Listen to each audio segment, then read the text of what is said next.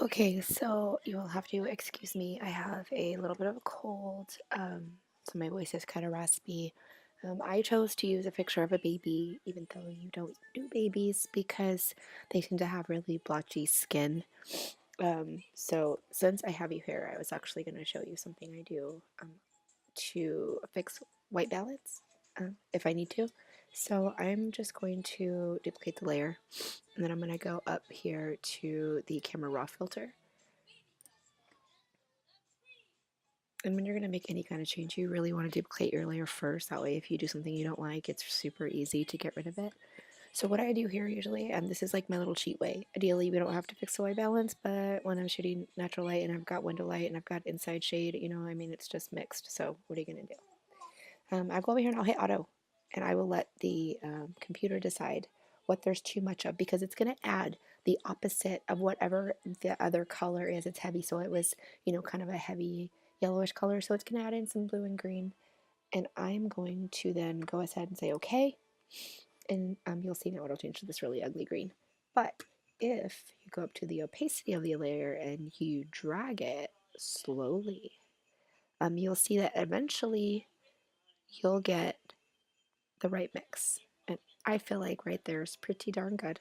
And then you can kind of click on and off and see, okay, where did I start? And then sometimes when I do that, I go, oh, well, you know what? Maybe I need a little bit more warmth, just a smidge.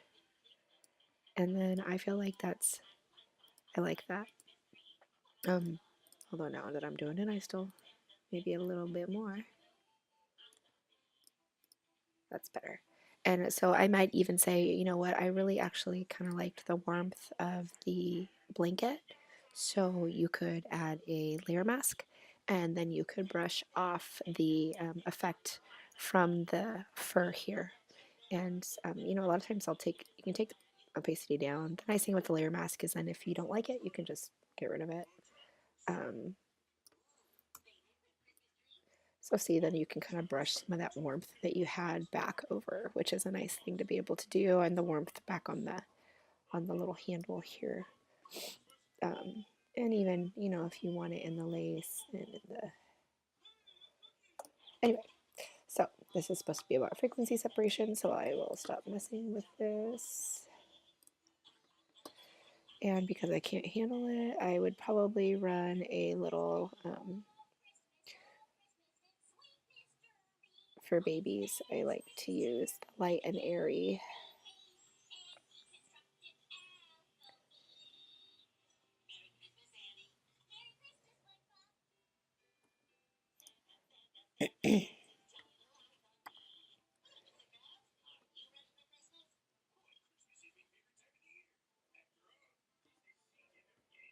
Oh, look, it made it not warm again.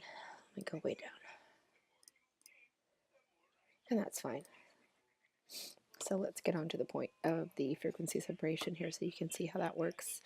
I'll just find my action, and I'm going to run it. And so this is where you're going to choose how blurry you need it to be to get rid of this stuff here, this texture that you want to be able to brush away. You need to decide how much blur you need. Every picture is different.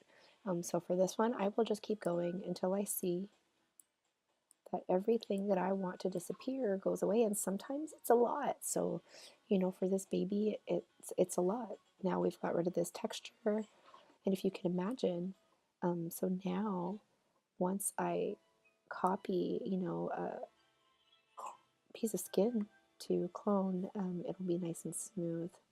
And this is a lot. Usually it'll be somewhere, somewhere between 8 and like 22 for me, but I feel like 30 is okay here. So I hit okay. It's going to make my layers. So this high frequency layer here, this is where you're going to do your cloning. The low frequency layer is where you're going to do your color, your light. So, on a baby, of course, I would first get rid of all of the little skin issues they've got going on. you got your clone stamp. And again, I'm on the high frequency layer. I'm going to set my opacity to 100% because I don't want to see any of that. And you can see there, it just goes away. And you can make it a little bigger, a little softer, whatever it is you want to do. I try to pick it, just like when you're doing regular cloning, I do try to pick an area close because the texture changes from place to place on the face. Even on the back here. And get rid of all these.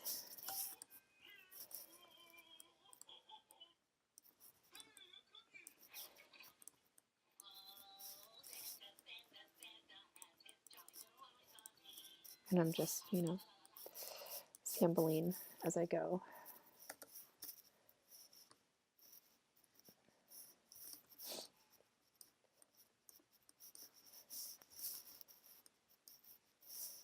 And it's easy to go too crazy on babies because they just have so many little things going on. I like to get all of any sort of baby acne or even these little pieces of dry skin. But I don't want to take away all the baby's texture. I mean, part of these pictures is, they aren't baby plastic dolls. They are little people who have some skin stuff going on.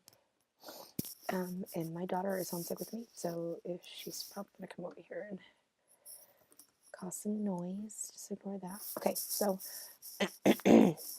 let's just say we got everything, which I didn't.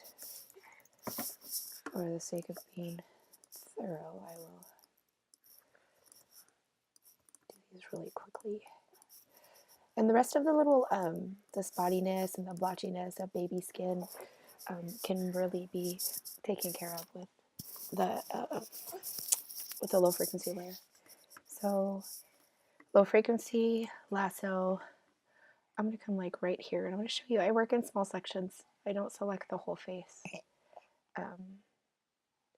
I will try to pick areas like the cheek, for example, and I will go up and filter, blur, Gaussian blur, and then I see what I want. Like I try not to go overboard because, as you can see, it can take away all dimension, and that dimension's really. I'm just trying to soften the shadows, which is good for that.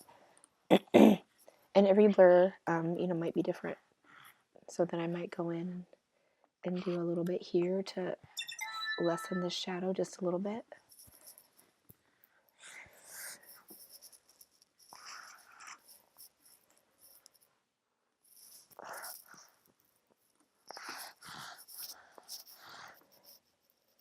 And probably because there's a little bit of blotchiness.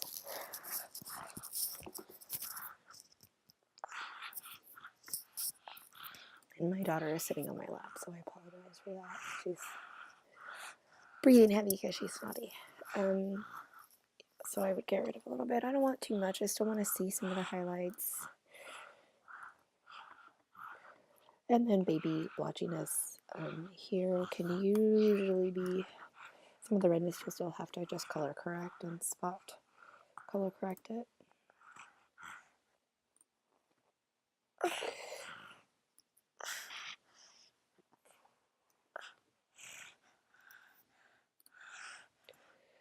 I usually set my feather somewhere between 15 and 20 so that it doesn't get any hard edges when you do the blur. On the back, because you can see it's really all similar, you're not going to mess anything up. So